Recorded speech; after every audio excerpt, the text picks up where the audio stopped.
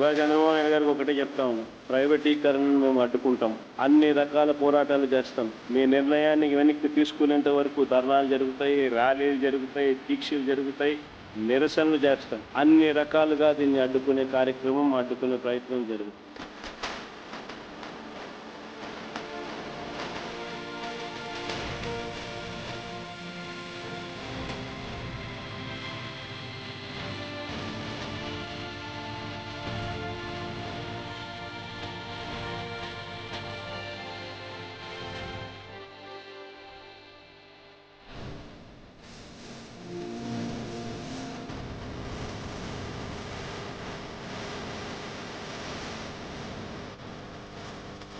ఇది రాష్ట్రానికి సంబంధించిన ఆస్తి.